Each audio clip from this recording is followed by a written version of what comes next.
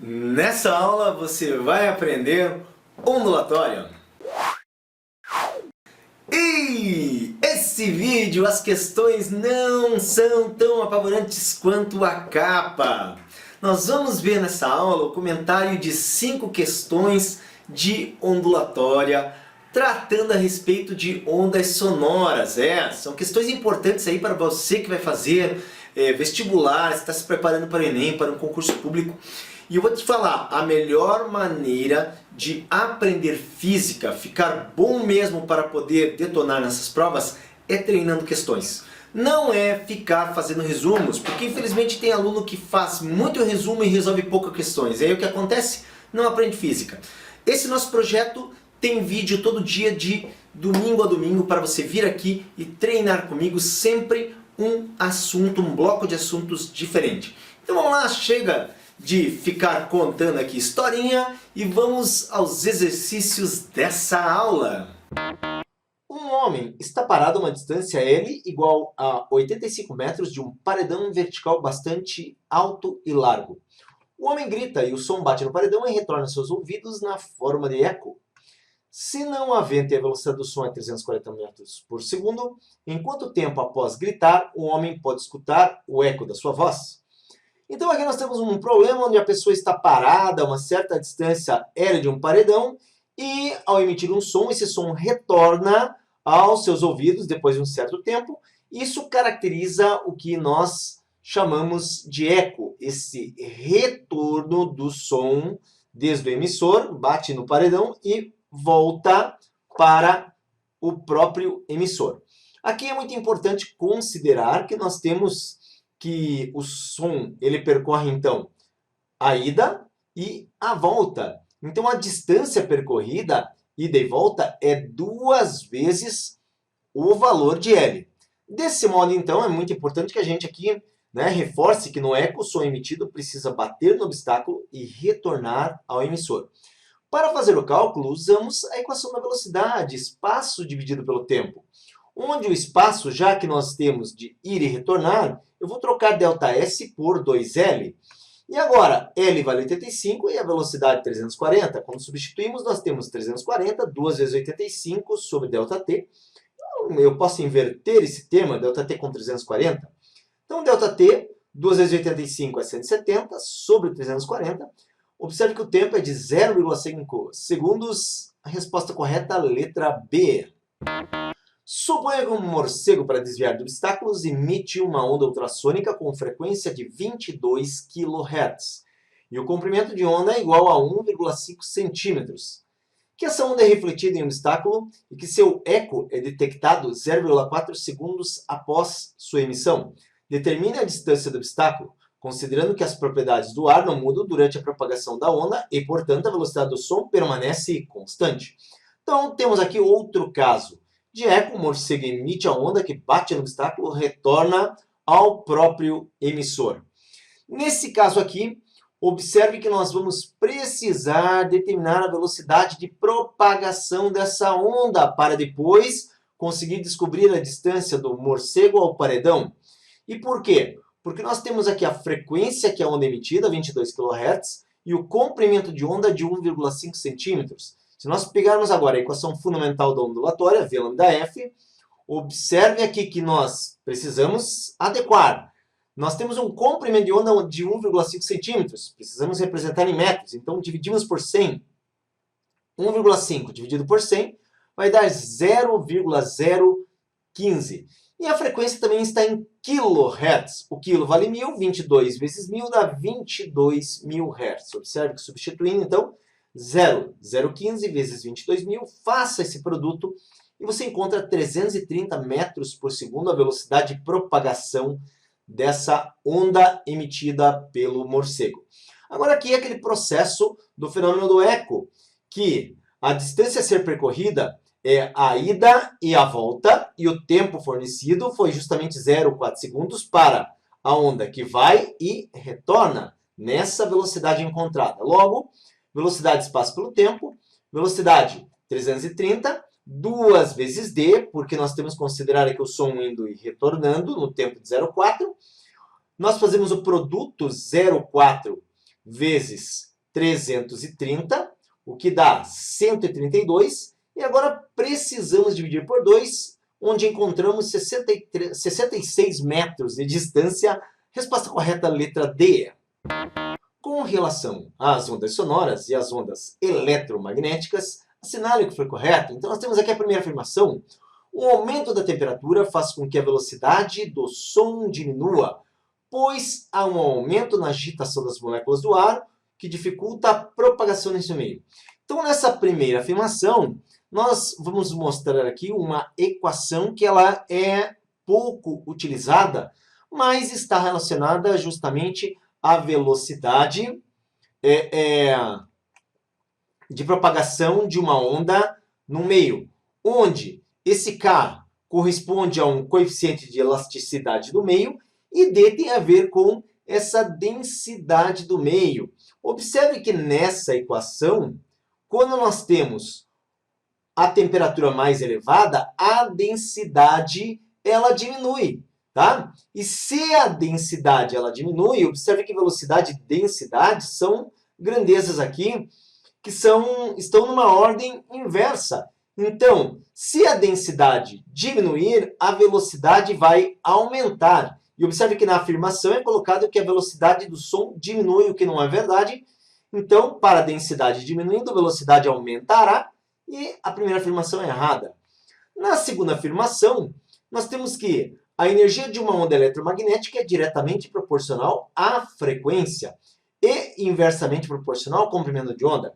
Nós vemos a relação entre energia e frequência pela equação de Max Planck, onde a energia de uma onda eletromagnética é igual à constante de Planck vezes a frequência. Observe que energia e frequência são grandezas diretamente proporcionais, como falado aqui, diretamente proporcional. Então, frequência. Quanto maior a frequência, maior a energia dessa onda eletromagnética. E pela equação fundamental da ondulatória, V igual a lambda F, a gente vê que comprimento de onda e frequência são grandezas o quê? Inversamente proporcionais, o que é verdadeiro na segunda afirmação. E somente a segunda é correta. A resposta, então, letra C. Considere que o piano e o violino da figura tocam a mesma nota musical, sendo V, velocidade de propagação, lambda, comprimento de onda, T, período, F, frequência fundamental e T, timbre, e A, amplitude, pode-se dizer que para a nota emitida por ambos os instrumentos, certamente é igual. Então, nessa questão, observe, nós temos aqui a onda se propagando nesses dois casos, para esses dois instrumentos. Se você olhar essa onda se propagando, ela parece toda bagunçada, mas a gente percebe um padrão de repetição. Primeiro, essa bagunça que nós vemos aqui corresponde à combinação dos harmônicos que acabam sendo emitidos por cada um dos instrumentos. Aí você vai dizer, mas professor, eu não sei o que são os harmônicos. Os harmônicos são várias frequências múltiplas emitidas por cada um dos instrumentos. Mas é importante saber que o violino emite frequências múltiplas diferentes, tá? Das frequências múltiplas do piano. Então, quer dizer, eles podem estar emitindo, como o próprio texto diz, a mesma nota fundamental, mas as frequências múltiplas do violino acabam sendo diferentes das frequências múltiplas do piano. E o que isso implica? Implica naquele som que a gente consegue reconhecer, que é o som do violino, e o som do piano. Ou seja, eles possuem timbres diferentes. Então, quanto ao timbre, nós já sabemos que ele difere. O timbre é o T minúsculo, e o timbre aparece na letra B e na letra D. Então, não pode ser letra B nem letra D, porque ele pergunta tudo que é igual. Observe ainda que aqui eu tenho justamente um intervalo onde eu tenho a onda se propagando e logo a seguir eu tenho a repetição, ou antes, né? De forma que esse pedaço seria o trecho de repetição. Observe que há um intervalo inteiro, eu tenho associado aqui o chamado comprimento de onda para essa onda que se propaga. E esse comprimento de onda, a ele está associado o período, que seria o tempo para um ciclo, ou a frequência, que é o inverso do período. Então, todos os três, período, frequência e, no caso, comprimento de onda contido nesse intervalo, e todos eles são iguais. Agora, observa também que nós temos aqui a velocidade de propagação. A velocidade de propagação é exatamente a mesma. Por quê? Porque essas ondas emitidas por esses instrumentos, elas são, no caso, elas se propagam pelo mesmo meio. E nesse caso, como o meio é o mesmo, a velocidade de propagação é a mesma.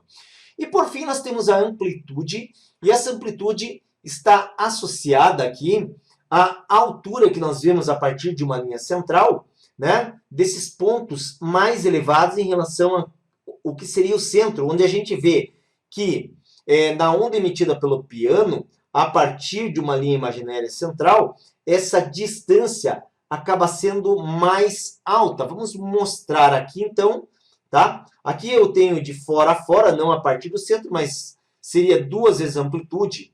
E aqui eu tenho para também o violino 2 vezes a amplitude. Quando eu faço a comparação, observe aqui que nós temos uma amplitude maior para essa nota que está sendo emitida pelo piano. E aqui lembramos também que o período, a frequência e o comprimento de onda estão associados ao intervalo de repetição que está colocado aqui. Observe que, voltando à pergunta, pode-se dizer que para a nota emitida por ambos os instrumentos certamente é igual. Então nós vimos que é o comprimento de onda, o período, a frequência e a velocidade. O termo que aparece aqui, pelo menos, velocidade, comprimento de onda e frequência, é a letra A. Todos os demais, está aparecendo timbre, está aparecendo amplitude. Tá? Resposta correta, então, para essa questão, é a letra A. O estabelecimento de ondas estacionárias numa corda esticada e presa em 2 extremidades provoca no ar, ao seu redor, regiões de compressão e rarefação, produzindo ondas sonoras. Considere que uma corda de determinado instrumento musical tenha comprimento de 60 centímetros e esteja vibrando em seu harmônico fundamental, primeiro harmônico, com uma frequência de 200 Hz. A velocidade de propagação da onda pela corda é igual a... Então aqui nós temos a corda que está vibrando, ela está presa nas suas extremidades, e como essa vibração, nós temos uma reflexão da onda numa extremidade e outra, e essa reflexão acaba sendo repetitiva, nós temos a formação da chamada onda estacionária, porque ela se forma exatamente no mesmo lugar. Agora, observa o seguinte, que se nós pensarmos na linha cheia, observe que aqui nós temos um comprimento de onda, pois nesse ponto nós teríamos o início da repetição da onda, a partir desse ponto. Então aqui eu tenho um comprimento de onda, mas se a gente olhar aqui, está até dado o nome ventre, aqui, quando a onda sofre reflexão e retorna, afinal ela está com os seus extremos presos, como uma corda de violão, quando a onda retorna, observe que ela forma o quê? 2 ventres. Então nós podemos dizer que um comprimento de onda contém 2 ventres.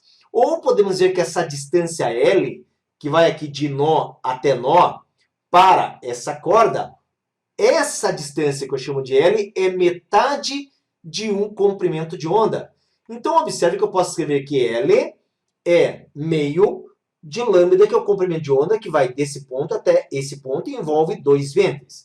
Agora, desse modo, observe que esse L vale 60 centímetros. Então, se eu substituo, eu tenho 60, 1 meio vezes lambda, esse 2 passa multiplicando para o lado esquerdo, e eu tenho que o comprimento de onda é 120 centímetros. A partir desse comprimento de onda e da frequência dessa onda, aqui a frequência fundamental, que é 200 Hz, eu descubro a velocidade.